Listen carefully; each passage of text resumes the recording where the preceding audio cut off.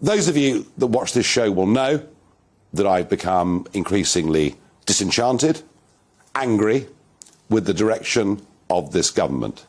It's all well and good getting elected on saying we're going to get Brexit done, but how you do it actually matters. And there's been so little follow-through. So little follow-through on Northern Ireland, on fisheries, on business regulation. They didn't even take the 5% off our heating bills. And in so many other areas, to think that we have a Conservative government that has opted at almost every opportunity for big state and high tax. Bear in mind, we're about to see a 30% increase in corporation taxes. I had the feeling, too, they weren't even vaguely Conservative. In fact, heading towards a model of social democracy.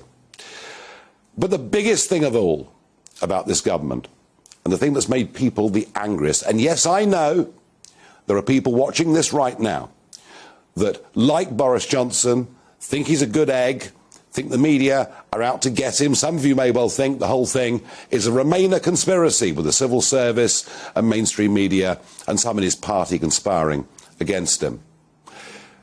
But the straw that really has broken the camel's back is the sheer dishonesty. Now, Johnson was described once by David Cameron as being like a greased piglet. You simply can't ever get hold of him because he slips out and gets away. But you can't go on living the entirety of your life on falsehoods. In the end, there has to be a day of reckoning. And I've got to tell you, that came for me this morning. I have never been angrier at a Conservative government than I was this morning.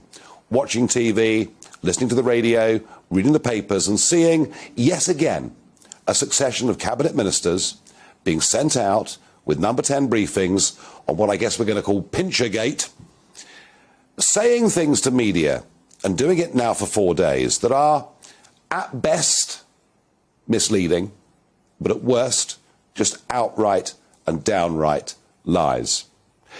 And this morning we learnt that actually the Prime Minister had been briefed of specific allegations against Chris Pincher, but he'd forgotten.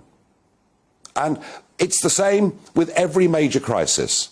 It's the cover-up that's almost worse than the story itself. And I think what's happened here is there's been one drip too many on the stone. Too many lies from this government. And I wondered this morning, will anybody in Cabinet make some sort of stand for decency? And I planned this programme tonight, and the debate I wanted to have was, will the Cabinet revolt? Will somebody in Cabinet stand up?